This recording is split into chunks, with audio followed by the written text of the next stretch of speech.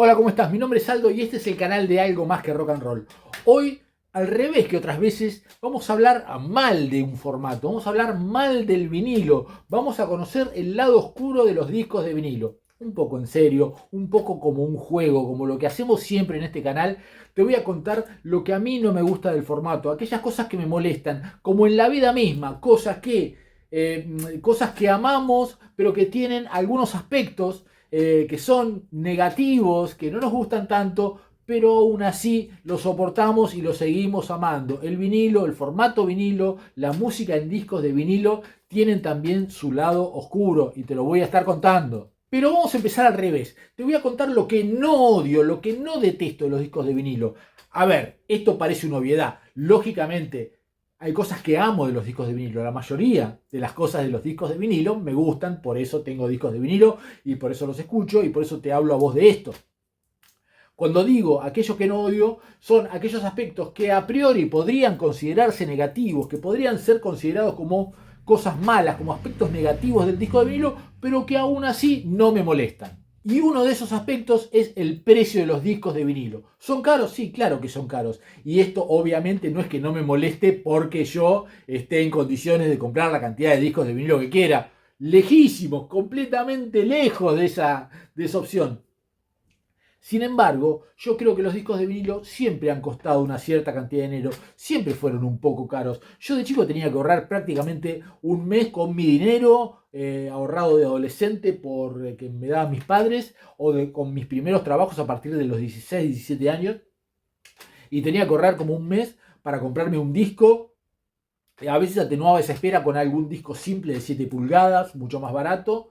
Y encima, cuando tenía que comprar el disco, lógicamente, que estaba buenísimo, pero tenía que elegir entre un montón de opciones de todas las reseñas que salían en las revistas de rock de la época. Así que tenía que elegir, tenía que decidir muy bien, era una decisión dificilísima comprar discos de vinilo.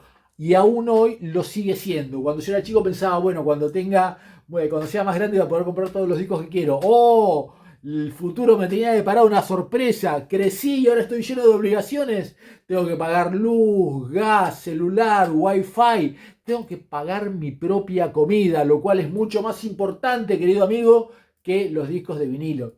Así que bueno, los discos siempre fueron caros y lo siguen siendo aún hoy. Y al día de hoy yo mismo tengo que elegir entre un montón de opciones. Y cuando puedo comprar un disco digo, bueno, voy a comprar este disco y lo decido muy bien y lo pienso muy bien. Y tengo que dejar un montón de discos afuera. Pero tengo 40 años de entrenamiento para eso. Y hago un pequeño paréntesis para otra cosita que no me molesta tanto de los discos de vinilo y que quizás moleste a personas de mi generación, personas que siempre hemos escuchado vinilos. Quizás nos moleste esta repentina moda, repentina de unos 10 u 8 años a esta parte, este resurgimiento de los vinilos que lo han convertido en un artículo de estilo, en un artículo no de lujo, pero sí de moda, con hermosos posteos en redes sociales, con gente muy cool escuchando en sus bandejas discos nuevos y explicándonos la cultura del vinilo. Forma parte de la mercadotecnia, forma parte de la lógica de hoy de las redes sociales y a mí personalmente no me molesta mucho. Sé que va a pasar, pero en el peor de los casos, si me apuras un poco, prefiero estar con algo a la moda que con algo viejo. Y antes de pasar a aquellas cosas que no me gustan de los discos de vinilo y que son inherentes a él, que tienen que ver con el formato en sí, hago un pequeño paréntesis hablando de lo que son, así como antes te comentaba que no me molestaba, que no me molestan las modas, que no me molesta esta onda cool, esta cosa un poco esnovista del vinilo. Sí me molestan algunas cosas que se producen en los grupos de coleccionistas, en los grupos de intercambio y de compraventa de vinilos, por ejemplo en redes sociales como Facebook, donde algunas personas se exceden pretendiendo tener la verdad con respecto a reproductores de discos, con respecto a púas, con respecto a reediciones. Y en fin, es algo muy delicado porque se entiende que es un hobby en algún punto que cuesta su dinero y no toda la gente no todas las personas están ante la misma posibilidad de adquirir los productos que quisieran comprar y a veces estas discusiones que se producen en redes sociales tienen algún tipo de tinte clasista que me molesta enormemente. Así que me gusta más cuando aceptamos, entendemos al otro y comprendemos que cada cual lleva adelante su hobby y su divertimento de escuchar música en vinilo de la mejor forma que quiere y puede. Espero haber sido más o menos claro, no quiero extenderme mucho en eso, pero sí que hay actitudes que son molestas en los grupos cuando se vuelven clasistas, cuando se pretende tener la verdad sobre algo que es completamente subjetivo en algunos casos. Pero ahora sí, pasemos a aquellas cosas que odio de los discos de vinilo y que son inherentes al formato. Cosas que no vas a poder evitar aunque quieras, aunque veremos que un poquito por ahí sí. Una de ellas es el ringwear, es ese aro de desgaste que se produce en la tapa de los discos. Te muestro uno.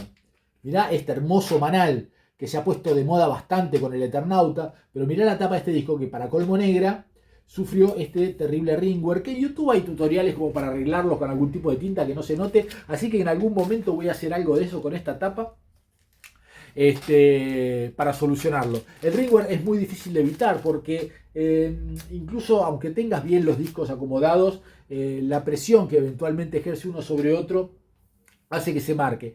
Pero hay formas de evitarlos. Almacenar los discos correctamente en forma vertical y sin que se aprieten mucho es una de ellas. Y muchas personas hacen este sistema, utilizan este sistema como el que tengo yo acá.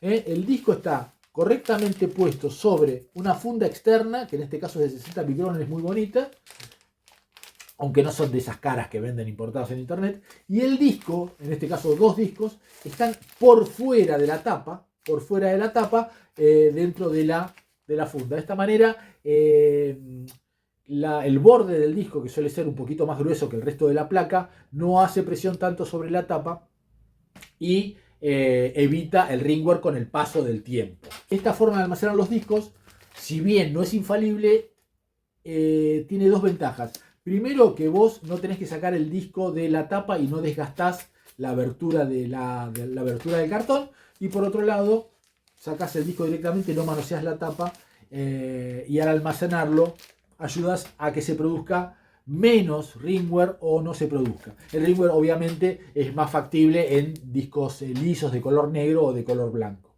Y ahora pasamos a otra singularidad del disco de vinilo que odio, que no me gusta, que me molesta un poco, como para decirlo de una forma más sencilla, que es la distorsión del surco interno, ¿sí? A medida que la púa se va acercando a la etiqueta del disco, va llegando a una circunferencia mucho más pequeña que la de la parte externa, donde la información impresa en el surco va estando más apretada por una cuestión de espacio, y eso produce que la púa se encuentre en una situación más crítica. Eso sumado también a que la posición del brazo va siendo más forzada a medida que se acerca al centro. Esa distorsión a veces puede ser más audible y en otras veces puede ser casi directamente imperceptible de acuerdo al disco, de acuerdo a la calidad del disco, pero también de acuerdo a la calidad del tocadisco. Esta deficiencia puede ser mejorada en algún punto. Una buena bandeja con una correcta configuración evita la distorsión del surco interno. Un buen tocadisco que tiene una correcta alineación de la cápsula hace que siempre la púa está en la mejor posición para leer el surco, y más si tiene su correcto contrapeso de acuerdo a las indicaciones de fábrica y un correcto control del anti-skating, que es el patinaje que empuja al brazo hacia adentro. Todo eso ayuda a que la distorsión del surco interno o no exista o sea prácticamente imperceptible. Pero también hay cuestiones que tienen que ver con la fabricación e incluso con decisiones artísticas del disco que hacen que se minimice este problema. El ingeniero que realiza el corte del disco puede decidir poner al final de cada lado temas quizás más lentos, temas que tengan menos picos de graves y menos picos de agudo, cuya información impresa en el surco sea como más liviana, como que tenga menos información, y eso evita que se vuelva crítica la lectura de la púa sobre esos surcos. Así que hay decisiones artísticas, hay cuestiones que tienen que ver con el corte que ayudan a que no se produzca esta famosa distorsión del surco interno, que para muchos amantes del vinilo es algo inherente, es algo del formato, e incluso hay algunos que lo disfrutan. A mí me molesta enormemente. Y de la distorsión del surco interno pasamos a la fritura lisa y llana, el defecto más común de los discos de vinilo, que es ese sonido de superficie, ese sonido frito, esa lluvia, que se produce por el desgaste del disco, por haber sido usado en aparatos reproductores de mala calidad, de haber sido descuidados. Yo siempre repito lo mismo. Yo personalmente también nunca cuidé a los discos como un artículo de colección hasta que empezaron a hacerlo realmente. Y yo de chico los primeros discos con los que tuve contacto eran los discos de mis hermanos mayores. E incluso recuerdo un reproductor que era un reproductor vertical de picnic de color naranja, donde los discos simples de 33 RPM se ponían como se ponía un CD en los reproductores de los autos. Y de adentro un mecanismo te lo atraía y ahí le apoyaba la púa. Así que imagínate de qué manera cuidaría ese aparato a los discos. Y tampoco se usaba mucho guardar los discos enseguida después de escucharlo. Los discos simples especialmente estaban apilados al lado del tocadisco, y los discos LP muchas veces, incluso en fiestas donde ya era más grande, se sacaban y se iban apilando en algún lado. Se descuidaban bastante los discos hasta que empezaron a hacer un artículo un poco más cuidado, hasta que empezaron a ser coleccionables, hasta que empezamos a adquirir un gusto por la música y nos empezó a costar más comprar discos. La fritura, el sonido, los tocs o los tics son cada usuario, cada persona que oye vinilos, que escucha vinilos, creo que deberá tener su propio nivel de tolerancia, ¿sí? E incluso ese nivel de tolerancia no solo es por cada usuario, sino también por cada disco.